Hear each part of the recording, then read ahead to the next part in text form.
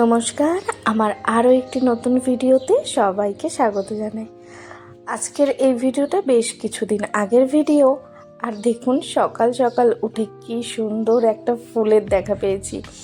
এই গাছটা প্রায় মরেই গিয়েছিল, ওকে যে আমি কি করে বাঁচিয়ে তুলেছি সে শুধু আমিই জানি।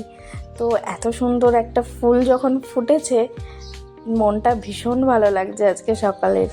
তো যাই হোক, এখানে আরও কতগুলো গাঁদা ফুল ফুটেছে। আর এই যে আমার টগর ফুলের গাছটা, যেটা না আমারই দোষে মরে গেল।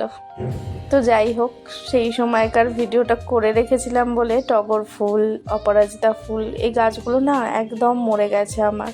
তো নতুন করে আবার বসিয়েছি, দেখা যাক কবে কি হয়। এই যে কুমড়ো শাক বসিয়েছি, যেটা এখন আমার অনেক বড় বড় হয়ে গেছে।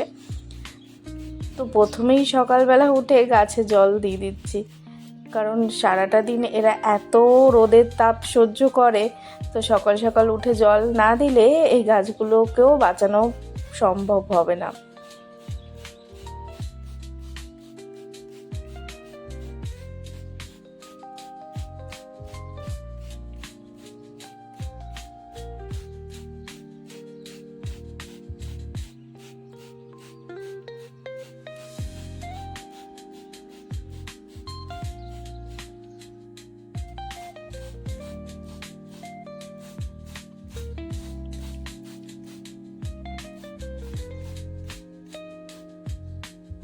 গাছে জল দেওয়ার পর্ব মিটিয়ে চলে এসেছি রান্নাঘরের পর্ব মেটাতে। তো প্রথমেই সকাল সকাল করে নিয়েছি লাউয়ের তরকারি বড়ি দিয়ে, যেটা আমারও দুপুরবেলা হয়ে যাবে আর ওকেও অফিসে দিয়ে দেবো। আর এখানে আছে শাক চচ্চড়ি, ওই বড়ি ছোলা দিয়ে, মটর দিয়ে শাক চচ্চড়ি।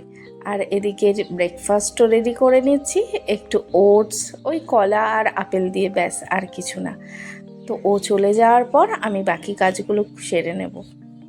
সকালে উঠে কতক্ষণে রান্নাটা সারবো সেইটার চিন্তাই থাকে আগের দিন রাত্রিবেলা। তো যখন কাজটা হয়ে যায় ঠিক সময় মতো, তখন অনেকটা স্বস্তি মনে হয়। তো যাই হোক, তারপর ওকে টিফিনটা গুছিয়ে দিয়ে আমি স্নান টান করে চলে এসেছি ঠাকুর ঘরে। বৃহস্পতিবার ছিল বলে ঠাকুরটা সুন্দর করে সাজিয়ে গুছিয়ে পরিষ্কার করে কিন্তু আমাকে পুজোটা দিতে হয়েছে। তো সেখানেও একটু বেশ খানিকটা সময় লেগে গেছে আমার। রোজই ঠাকুরকে একটু ফুল দিয়ে সাজাতে যে আমার কি ভীষণ ভালো লাগে, এত ভালো লাগে কি বলবো। তোমরা কারা কারা এরকম ফুল দিয়ে সাজাতে ভালোবাসো আমার মতো কমেন্ট করে কিন্তু জানিও। আর এই দেখো সেই থোকা জবা, যেগুলো আমার ভীষণ পছন্দের। এবার শিব ঠাকুরকেও স্নান করিয়ে নিচ্ছি, কারণ তাকেও সুন্দর করে সাজাতে হবে ফুল দিয়ে। আর এই শিব ঠাকুরটা না আমাকে আমার ভাই এনে দিয়েছিল মহাকালেশ্বর থেকে। আর এত ভালো এর পাথরটা, আমি জানি না, ভীষণ সুন্দর হয়েছে আমার এই শিব ঠাকুরটা।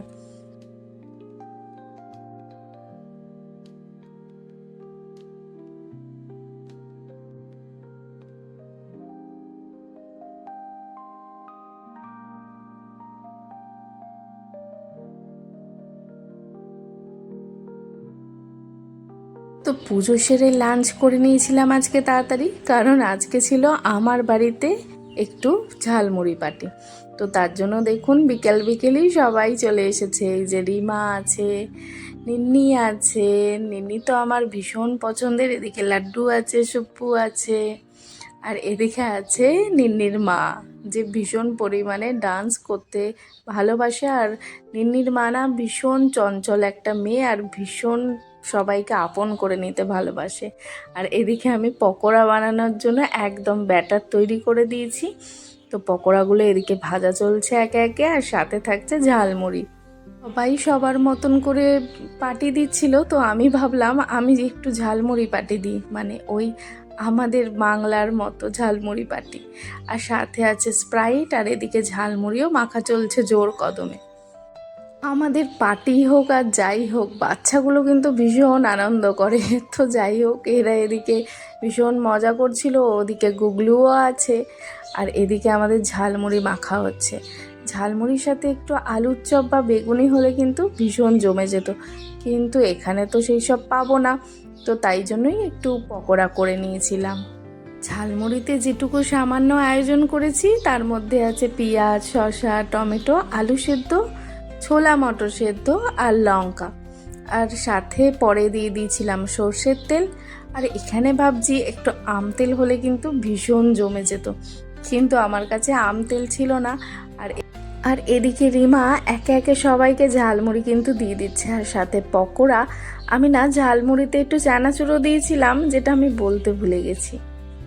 আর আমাদের এই পার্টিতে বাচ্চাগুলোর আনন্দ দেখে আমারও যেন ভীষণ আনন্দ হয়। যতগুলো পার্টি আছে বাচ্চাগুলো যেন ভীষণ প্রাণবন্ত হয়ে এত আনন্দ করে কি বলবো। তো যাই হোক, আমরা কিন্তু এখন নিন্নিরকে আর নিন্নির মাকে মানে অনিতা ভাবিকে ভীষণ মিস করছি, কারণ এরা তো এখন চলে গেছে আমাদের এখান থেকে অন্য জায়গায়। আর তারপর কিন্তু খাওয়া দাওয়া সেরে আমরা ভীষণ ডান্স করেছি, রিলসও বানিয়েছি। তো রিলসটা শেষে আমি শেয়ার করছি আপনাদের সাথে। ভিডিওটা কেমন লাগলো কমেন্ট করে জানাবেন, লাইক শেয়ার সাবস্ক্রাইব করে পাশে থাকবেন, আর ফেসবুক থেকে দেখলে প্লিজ ফলো করে দেবেন।